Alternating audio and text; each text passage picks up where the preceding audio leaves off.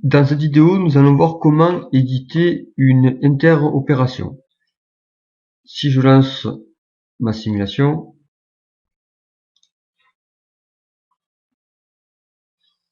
donc j'ai créé une pièce avec trois pointages. Donc sur cette face-là, en B0 et en B90. Donc on s'aperçoit que en fait mon outil ne se dégage pas chaque fois que j'ai une rotation palette, ce qui peut être dangereux. Alors ce que nous allons faire, nous allons éditer cette opération entre 0 et 90 degrés. Nous allons éditer. Alors automatiquement, qu'est-ce qui se passe?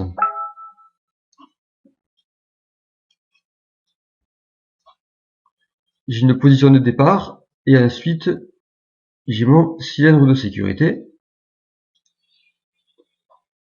et j'ai ma rotation palette. Voilà, c'est là où c'est un petit peu dangereux. Alors ce que nous allons faire, nous allons passer en automatique, en manuel pardon. Donc je vais supprimer tous ces mouvements.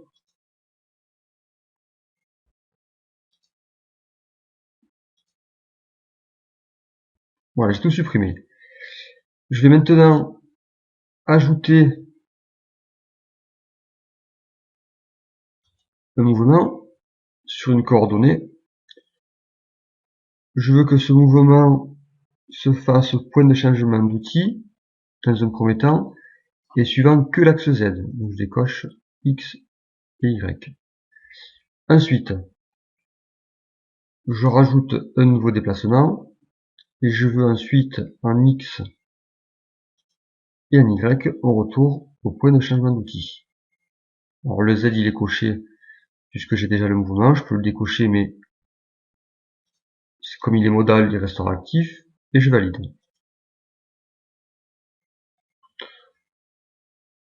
Alors j'actualise. Donc on voit ici qu'il y a une petite flèche rouge qui est apparue, donc ça veut dire que un mouvement, soit d'interopération, soit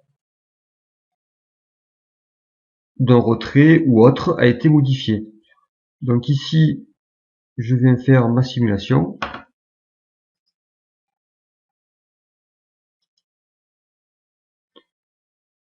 Donc, je suis en B-90 et on voit que l'outil vient se dégager en Z et XY. Donc, je peux le refaire.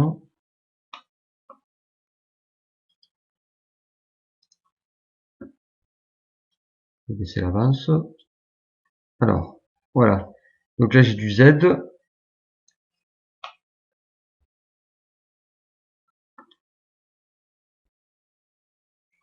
Et du Y. Et du X également. Donc dans mon programme, je vais vérifier.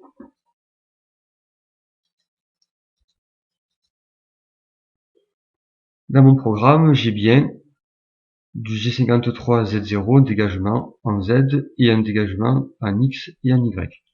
Alors cette opération, ce retrait, ce serait bien de le sauvegarder. Alors comment on fait pour le sauvegarder? Je viens ici éditer l'interopération. Donc ça c'est ce que j'ai édité tout à l'heure. Je vais le sauvegarder. Donc par défaut, il me met sur la bonne machine. Donc là je vais marquer test.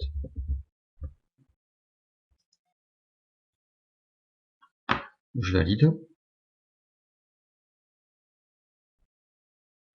Donc maintenant, chaque fois que je veux un retour au point de changement d'outil, j'aurai plus qu'à cliquer sur une opération, par exemple celle-ci, à charger une interopération par exemple pour un retrait, et je vais cliquer sur le test. Donc ici vous allez voir la flèche rouge est apparue, donc ça a été modifié. Donc normalement, entre le 0 et le 90 degrés, j'ai retour au point de changement d'outil.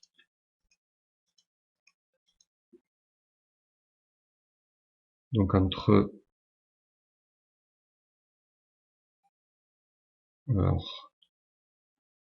le B0 et le B90,